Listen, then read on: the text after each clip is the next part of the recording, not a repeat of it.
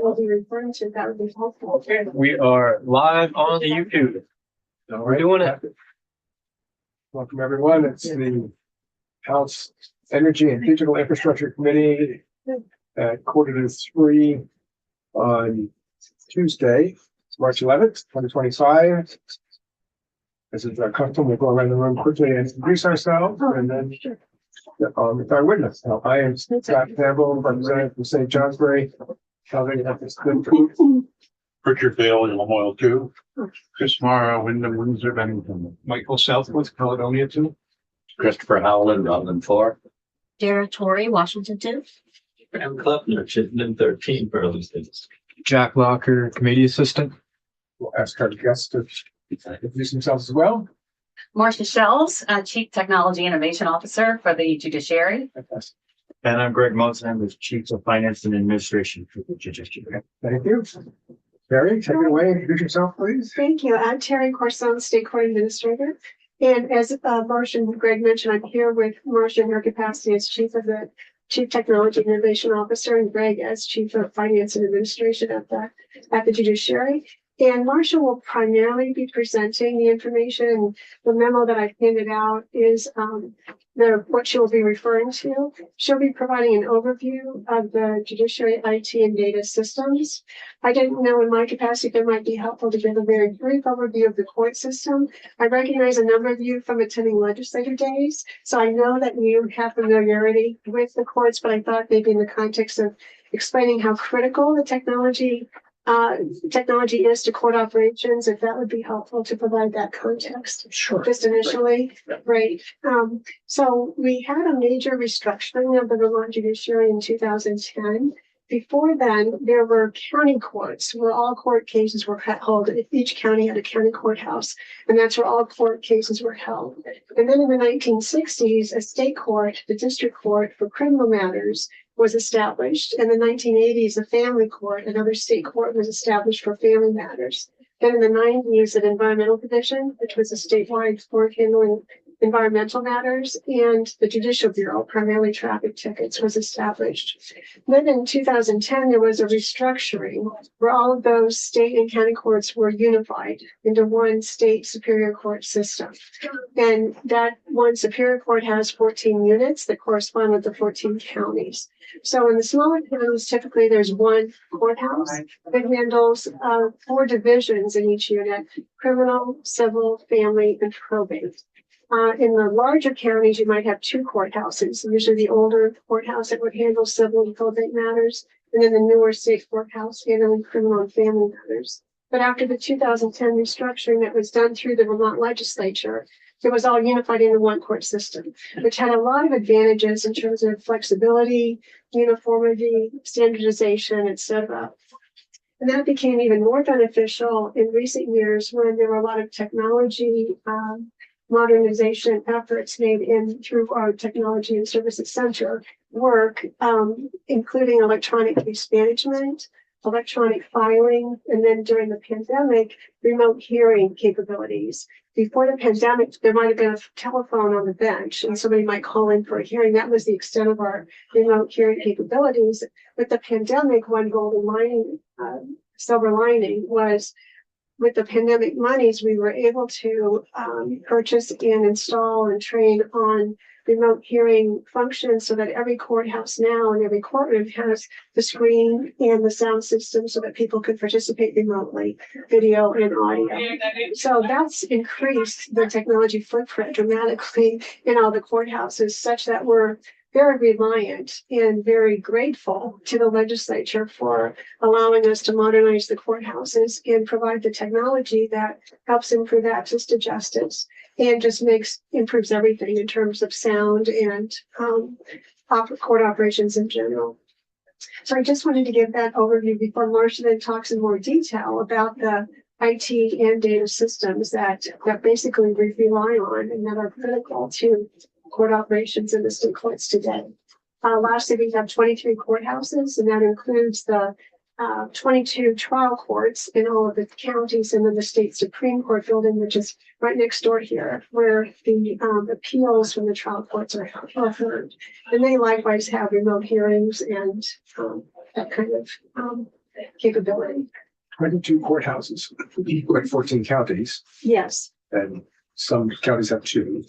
Right, the larger counties typically have the two courthouses. They would have oftentimes had a state courthouse that was built to accommodate the criminal and family divisions when those were Right, created. separate, yeah.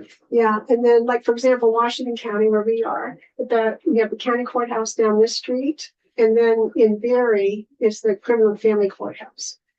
That would be an example of a county with two courthouses. Right. Thank you. Okay, with that, then thank you, and Marcia will then kind of, again, in more detail explain, and Greg can answer if there are any budget questions regarding technology that we can't otherwise answer. Thank you, Terry. You're welcome, excuse me.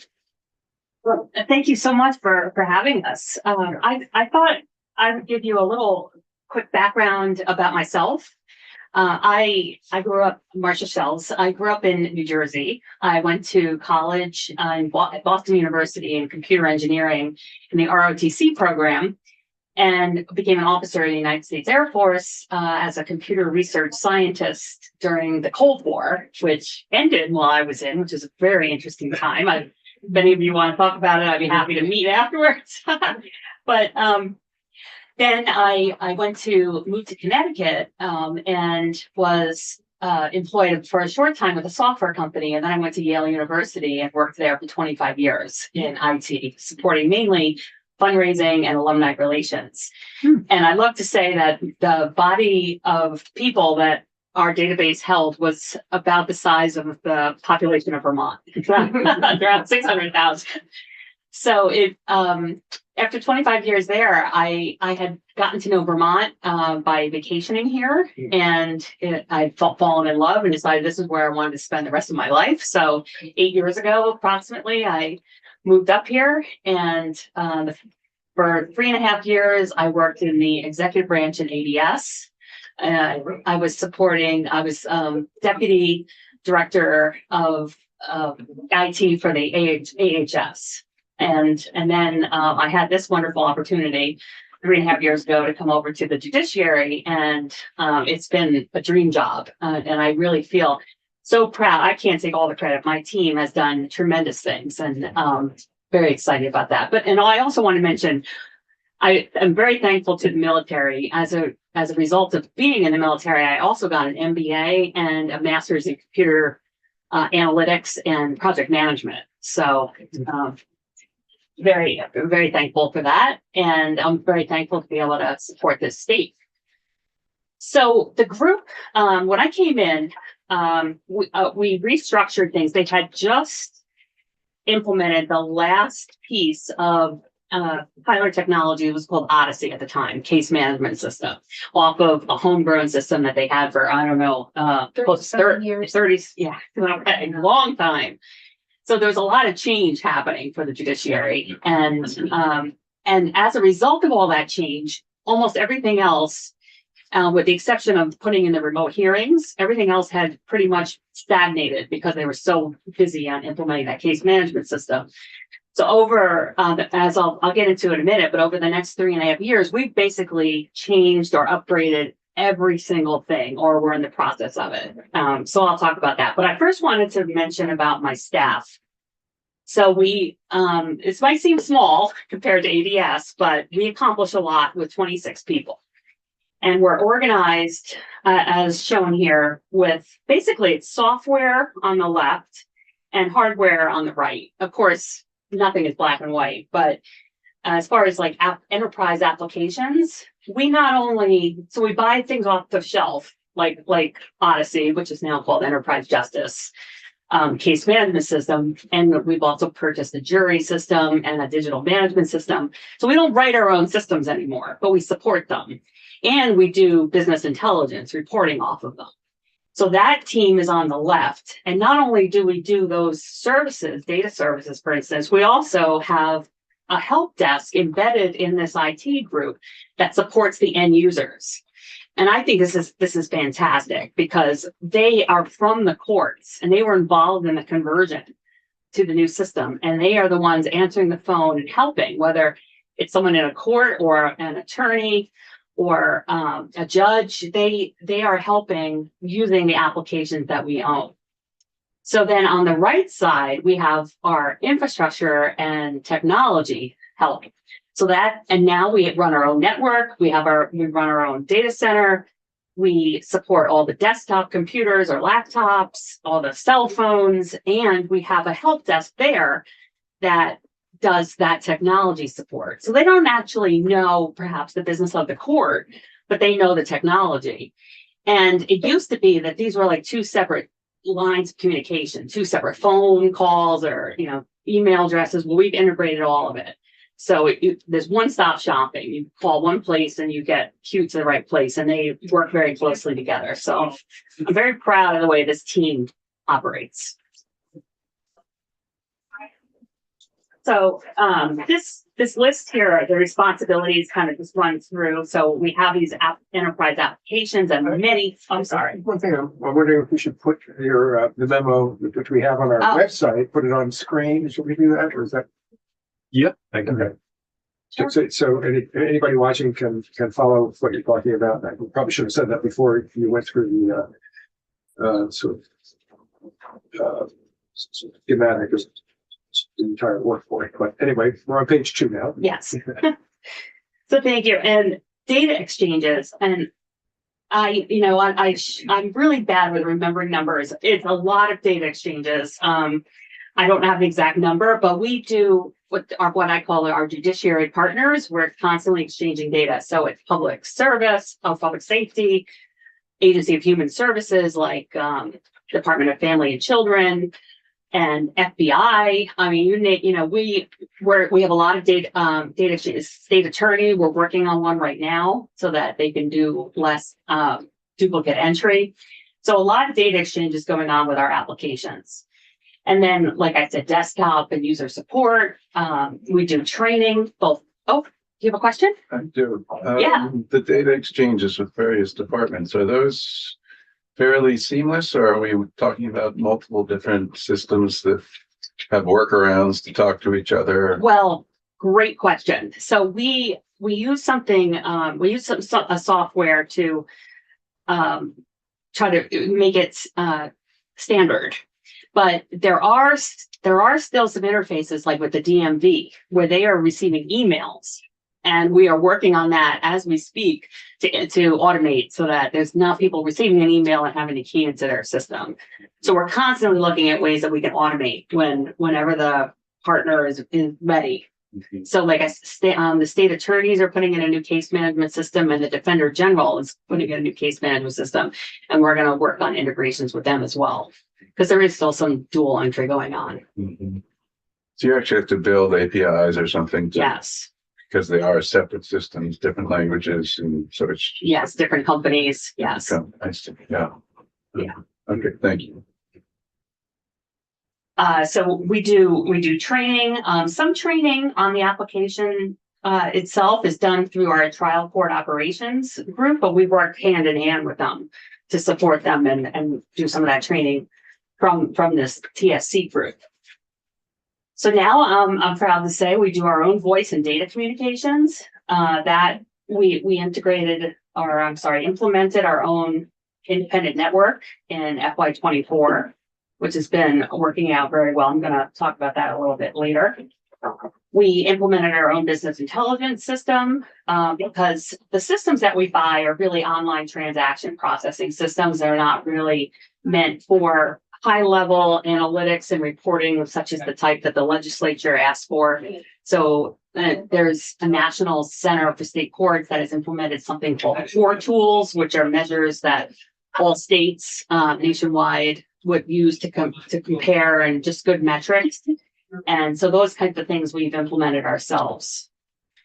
And then now that we are independent, we have cybersecurity management that we are implemented, and we maintain all of the technology across more than 30 locations and 65 courtrooms, including remote technology in the correctional facilities. That was a big improvement that we have implemented in the last couple of years as well. Oh, that rings a bell here. Yeah. Okay. We want to ask about that. So really. Well, I was just thinking. Yeah. We heard from. Yeah, this is about Wi-Fi access for both for the staff and for the residents. Is that? And we can't provide that. Yeah. Right, so we only provide it for the WebEx, For the WebEx for, for the remote hearings. okay, for remote hearing. I Right. see. Okay, that's a completely separate system. Yes, and we did implement our own because of Mm. problems with the other one. Right. Okay, Yeah. good. Okay, so the next section here kind of lists about our major technology areas. So the digital case management system, as we've mentioned, we went from a paper-based system to this digital case management system. And so now we are really paper-free. And so when I joined 3.5 years ago, this had just, like I said, gone live. But we had to get the environment set to be able to upgrade and stay current, because you probably heard this. If you don't stay current, you become vulnerable to cybersecurity attacks. So what I discovered was our 3 environments, production, test, or development, test, were not equal. So we had to spend a serious amount of time making those so that they were the same. And now we've upgraded to 2023, which is Enterprise Justice's last version, and we'll be getting ready to go to 2025 this next year. And we're in a great position to do that because we keep these 3 environments equal. So I apologize if that doesn't make sense, but okay. It's just that it took more time than we anticipated, but now that we have it, we are set. And then we do e-filing through Tyler's product as well. And Terry thank you for indicating how many cases are flowing through this. So it's on the order of over 40,000 a year. And then we have an online product as well from Tyler, which is called the public portal right now. And that allows everyone outside the judiciary, so including attorneys, state attorneys, defender general, anyone, the public, anyone but the judiciary has to access our information through the public portal. So that means Enterprise Justice is really, contained to internal use. But that public portal is reaching end of life. So this year, we're going to be replacing that with 2 products that Tyler now has. They separated it. One's called Research, which means you look up cases, and one's called Defendant Access, meaning you can pay online fines. So we'll be implementing that so that we maintain security for those online systems. And that supports over 18,000 people in the state. And it's very user specific, meaning you cannot see what you are not allowed to see. And that, it's very granular, and it goes by statute. So that team, that application services team that maintains support for the application, they also maintain that security. Our virtual hearing and video conferencing or remote hearing technology, we implemented the judiciary 5 years ago. It's crazy. I just was reading on CNN now it's the 5-year anniversary of the pandemic. But that's when they implemented the Cisco WebEx technology across the state. And that, because of these days, most technology only has a 5-year lifespan, is coming to an end of life. And they gave us till March next year to upgrade, or it's going to turn off, basically. So we did an evaluation of the marketplace and chose Zoom because it's less expensive and they meet the needs that the court has, whereas WebEx really didn't get a market enough in judiciaries. So they don't have the incentive to do the technology modifications that we were asking for. So we're going to be switching to Zoom in the fall and the winter. We have a whole project already underway. And that will actually improve as well the technology in the courtroom. We want it to be less about the technology, more about the court, so that it's going to be less obtrusive, and the cameras are going to be better positioned and more cameras so that the court staff don't have to worry about it. I mean, I will tell you as well, when they implemented this 5 years ago, it was in a hurry. And there were wires on the floor and it was like a tripping hazard. And when I started, we had to have a whole project just to go in and make it safe.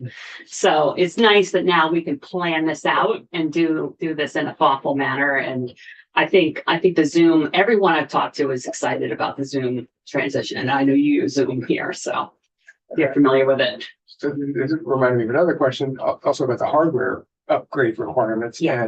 And does judiciary have some way to have some sort of a capital fund to pay for both software upgrades and hardware upgrades? Well, do you wanna hold that? Okay. Let's hold the budget question. Okay, sure. All right. Because I don't think it's capital, but Okay. we do, yeah, it's actually a little complicated. We have a separate fund, but then we'll have to use general fund, but. Okay. But the good news with the Zoom transition is it's not proprietary, whereas Cisco makes you buy their hardware. And those big screens you've seen, Cisco. those are Cisco screens, whereas Zoom, we don't have that requirement. So we've been able to save a lot of money. So what happens with those Cisco screens? It's terrible. They're obsolete. They're going to be recycled. Hmm. Yeah. Okay. I'm not happy about that either. But they'll at least be recycled. Yeah, as of next March, they will just be ship anchors. Okay. Good. Okay. What's that? You apply for permit to put that in. Yeah. All right, so next I talked about we do our own business intelligence application. So operational reports, no problem. They come out of all of our enterprise systems. But for analytics and being able to answer, questions about, well, how are we doing in this area or this area, and looking at those core tool metrics, we needed to be able to pull data together. And in fact, some data is still coming from our old system that was not converted. And we have that in an Microsoft SQL Server with Microsoft Power BI and Microsoft Azure environment. And that has been very good. As I'd like to say, it provides the dashboard in the plane for our leadership. Another thing we've implemented recently was a digital evidence management system for video. I mean, obviously, I'm sure you've seen on TV, any large cases these days relies on video. So digital evidence being video and audio, our application, Enterprise Justice, does not manage those types of files. So it was being done on ad hoc, basically. The attorney would either bring a thumb drive or their own computer or maybe a DVD. And then it was really cumbersome to manage that evidence to get it to the Supreme Court if there was an appeal. Not only that, but it was also opening us up for cybersecurity risks with people putting thumb drives and computers and such. So we implemented a system from Omnigo. We call it the Digital Evidence Portal, or VDEP, Vermont Digital Evidence Portal, VDEP. And that individuals or lawyers can upload their own videos, and the whole process is managed. The judge decides what can be admitted or not, and it flows seamlessly to the Supreme Court. So that was a major win. And many other states are looking at us to implement such a thing as well. I mentioned we implemented our own network back in FY24. I say back in FY24. Well, it doesn't seem that long ago, but it was a huge win for the judiciary. We now have triple redundancy at each courthouse, and the network speed from the network has been tremendously improved. We never go down, and we actually reduced ongoing costs. So even though our costs obviously, are increasing year to year because of inflation and new technology, it would be a lot worse if we had stayed with ABS and maintained our footprint on their network. What does triple redundancy? So that means that we have not only a software-defined wide area network, we also have a backup broadband, and a third backup 5G network. And it automatically switches by software if one goes down. Well, Other infrastructure that we've upgraded have been our public access terminals, which every courthouse has one in the lobby that the public can go up and use to look up cases or pay their fines. We've upgraded them such that we don't have to, if there's a problem with them, we don't have to go there in person to maintain them. All of this we've tried to make so we can have central control from Montpelier without having to travel around and that delay in maintaining systems. So the jury kiosks have also been upgraded. The jury kiosks are where someone checks in to be a jury member without having to have a person check them in. So they just scan in their information. And those are now also remotely managed. One thing we found in the process of looking at doing the independent network was also that the courthouses had old wiring, like from the 90s. And so even if we increased the network speed going to the courthouse, it wasn't going to do any good because it was slowed down by those internal wiring. So we're in the process of doing all the courthouses. And the only reason we're not done yet is that we have maxed out all of the vendors within the state to do that kind of work. So, but we're persevering. We will get that done. We did the largest courthouses first, like Chittenden County. I'm sorry, one more question. Yeah. So when you say rewiring the courthouses, Yeah. this is the network. Ethernet? Yes, Okay. exactly. Because the old Cat5 cables weren't fast enough, and now we have to use new, whatever. Yes, whatever I think, yeah. is. Yep, exactly. Okay. And we, surprisingly, we did not have secure Wi-Fi in our courthouses, and we do now, both public and private. So a judge can now disconnect their laptop from chambers and go to the bench without losing their enterprise justice system, because they stay connected and they're on the judiciary network. And the private network is for, the public or attorneys, and they used to have a lot of problems, but we've improved all of that as well.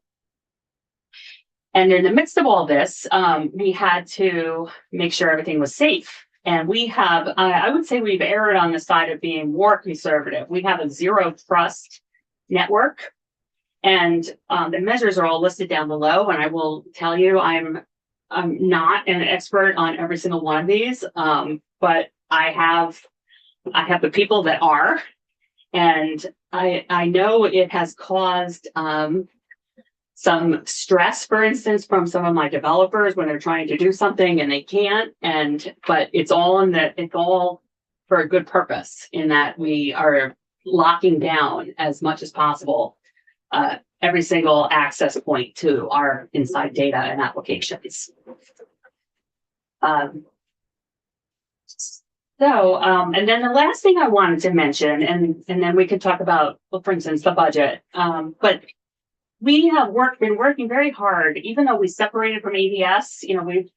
I think that relationship has improved, and we've been instigating a monthly tri-branch meeting with them, with the other two, the executive and legislative IT.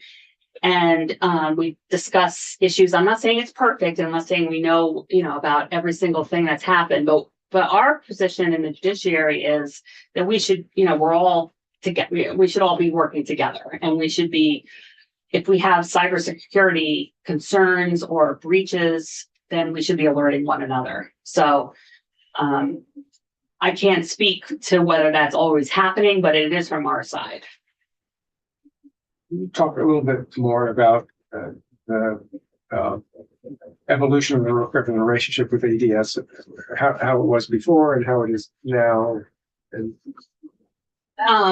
Well, it has definitely improved with the new leadership. With the prior leadership, it was a very adversarial relationship. the prior leadership of ADS. Yes. Yeah. Yeah. Okay. Well, but I guess I'm thinking more in terms of how you undertook projects like all of these projects you just talked about, how the projects were undertaken or would have been undertaken under the previous sort of regime, and how you're doing it now, how ADS is helping judiciary do that now. So before, I would say it was more roadblocks with what we were trying to do. If they had anything to do with it, it was you can't do that. Or honestly, we felt like the stepchild. You know, that was one of the reasons for wanting to separate, was if there was a problem, we were not prioritized for fixing it. Now we have a very more collegial relationship. There's not a lot we need to do together, but I don't feel like it's like you can't anymore. It's more of a, all right, let's work together. We don't have a whole lot that we do in conjunction with them, though. So I'm more concerned about information sharing if there's like a security risk or attack, or actually like the large enterprise, HR and finance, where we're very concerned about being involved in that, making sure our requirements are heard. Right. Well, so you don't have a separate system for that, right? No, we do not. So you'll be working with, That is an area that we definitely need. Yes. Okay. Yeah. And so how is that going? Is that they're in the process of Yeah. changing that whole system, right? Or We have not had our requirements listened to yet, have we? I don't believe so. I know the project's just starting, This is but the ERP project. yeah. We're involved in the development meetings that they have now, Okay. so we're participating. I had heard prior, to the project starting, that we were not even included in the count of licensing, which concerned us. But it's more like, I don't know what was happening. Like, we were on the outside. And now at least we're included, we were included in the kickoff meeting, that I can say. Both Greg and I were there.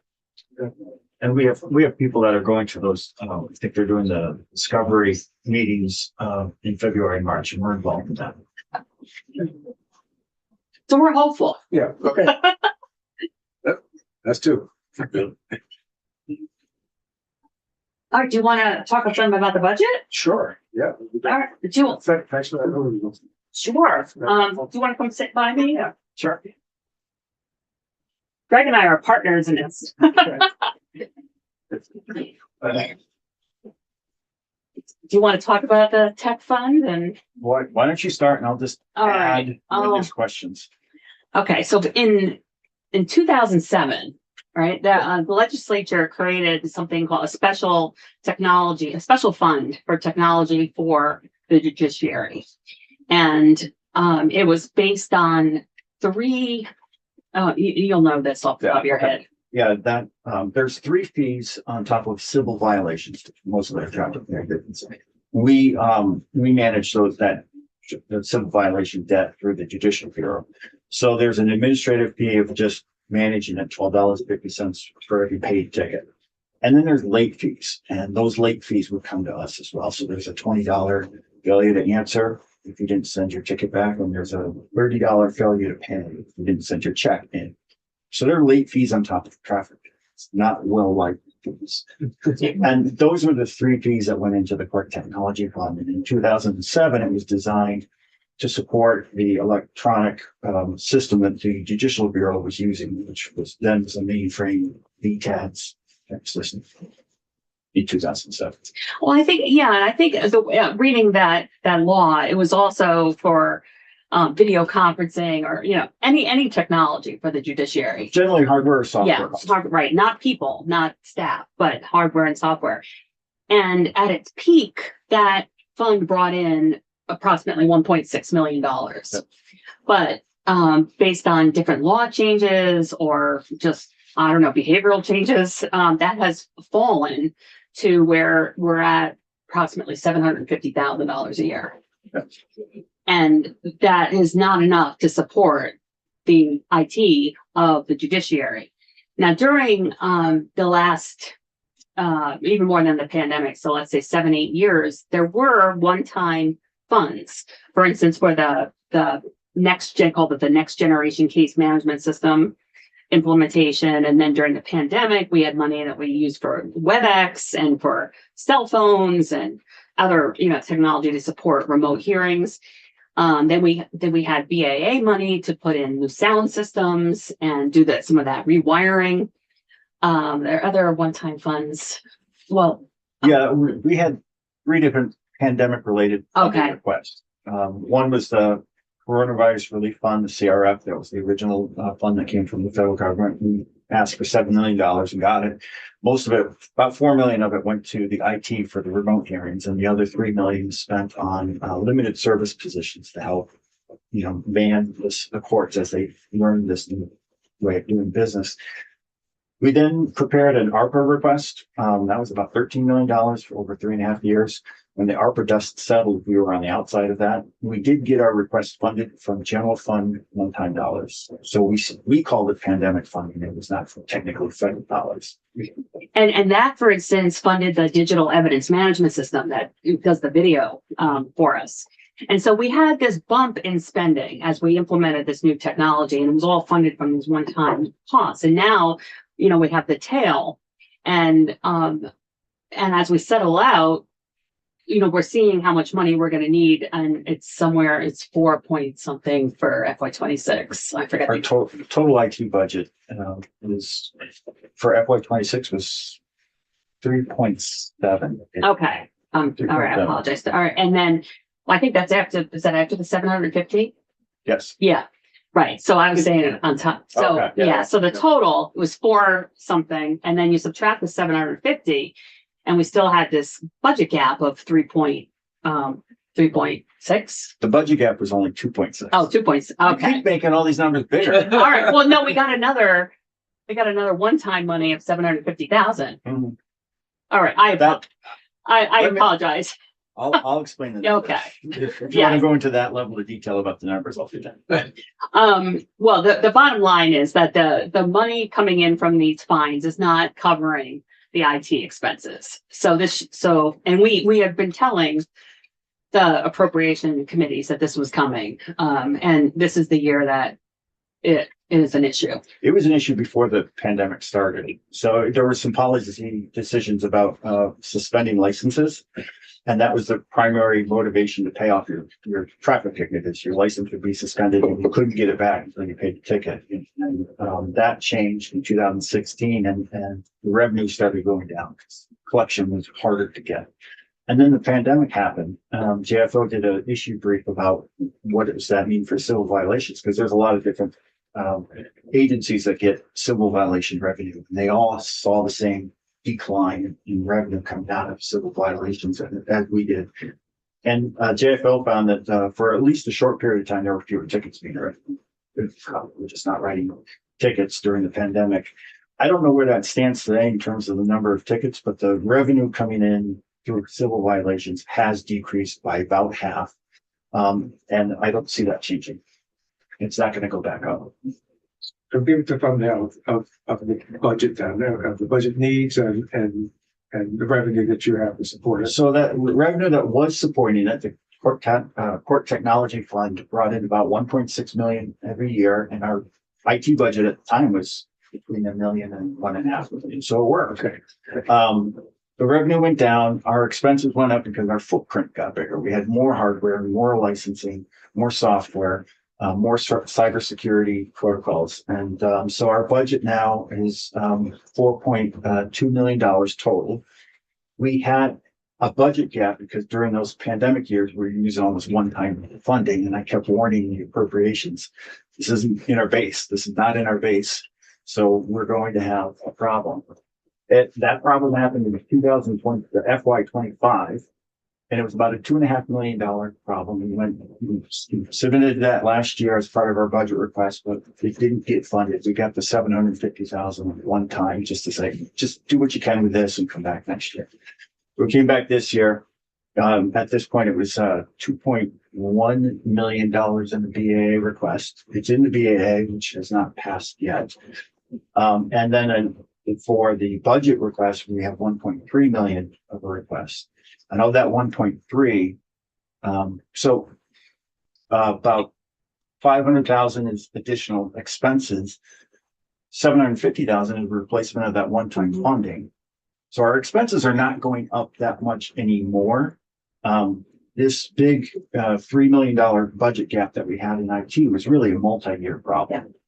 It was partly civil violation revenue, partly COVID, and partly IT footprint costs going up.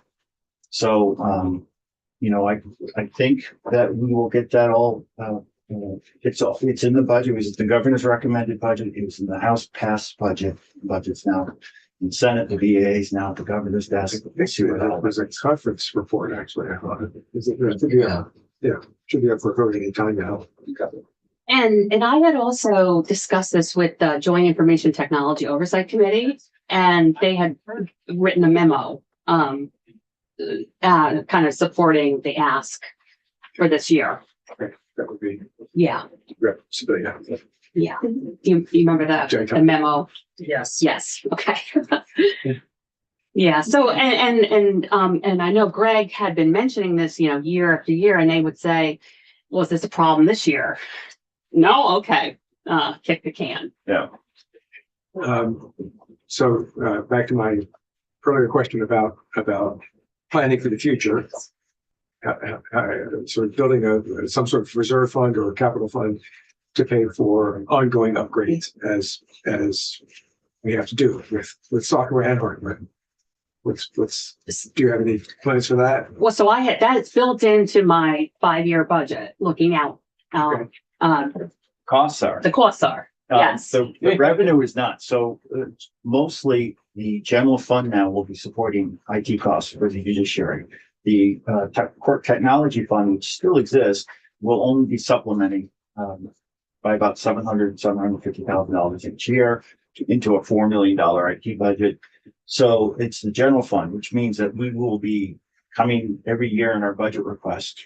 Today, here's the cost of living increase, probably measured in $100, $200, $300,000 every year.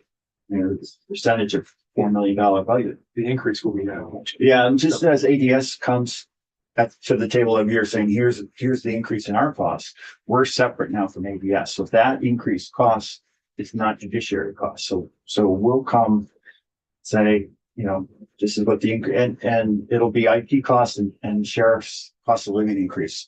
And the pay act will pretty much be the upward pressure for the judiciary every single year. And there is no other fund to support them, capital fund or. So the general fund requirement will be something on the order of $4 million a year plus inflation. Yes. Yes. Isn't that $4 million just annual maintenance and IT churn? There's no setting aside some of that for like capital investment projects? No, which concerns me. But it's just keep the lights on of everything that we've implemented. And given I'll just say, given how technology is progressing, look at artificial intelligence and such, we don't know what we might need down the road. And if there was something new, we would have to ask for that separate. Right. We don't have that built in. Right. Okay. Just to clarify that. Yeah. Well, that seems concerning. It seems like we have to be building some sort of a capital reserve to pay for these things in every area, in ADS, judiciary, Secretary of State, in every area. We need to be planning for that because we know those costs are coming. Yeah. So, okay, it's interesting. Anybody have any questions?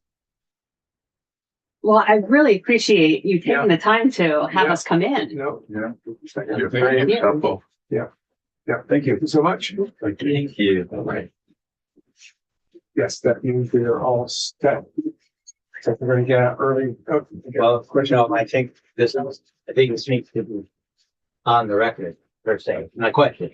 yeah, sure. So we've got our committee is responsible for integrating all these requirements of digital, administration, legislative and judiciary. Well, we have oversight over digital infrastructure, which includes state IT, which includes all of state IT and cybersecurity. Yeah. So yes, these are all matters. We don't handle the budgets necessarily, but being aware of the budget needs, and for me especially, this is Terry's, Oh, by the that's way. to stay here. Oh, well, thank you. So we bring it around. So this is probably what, $2 million, right? We'll have a bake sale. Anyway, so one of my concerns, as Rep. Morrow pointed out also, is the need for, sorry, we have an open window over here. The need for building some sort of capacity for a capital reserve fund in all these areas, because we know these costs are going to keep coming. And so how are we going to do that? That's an ongoing conversation. But really, Yeah, I guess I was thinking that this 4.2 million, this is an annual, what's included in it? What are we getting for 4.2 million? So that is all the hardware and software and professional services, if any, that we utilize. So we do utilize some, for instance, from our application vendor to help us implement upgrades or make recommendations on tweaking the hardware for performance, those types of things. And we do use some for project management because we don't have a PMO. So there's the professional services, sorry. I was gonna say, is it license fees? That's when I see the breakdown. Yes, license, There's yeah. basically, But the only thing that's not in there would be, state employee IT position. Right.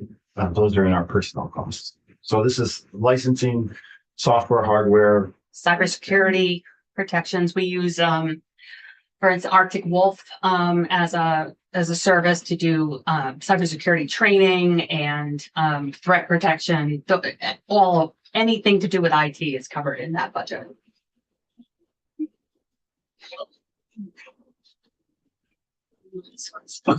Victoria, I'm just curious how that compares to your overall budget for division. Oh, it's Our overall budget is about $72 million, and this is 4% of our overall budget. So our IT costs are 4% of our overall budget. yes. Sorry, I apologize. Is there any automatic inflator in your budgets? yes. Well, in my projections. Sorry. From the legislature, so you have to come every year and ask. Every year we have to come. Yeah, Pay Act and the sheriff who do the security, and now that we're separate from ADS, it'll be the IT cost every year.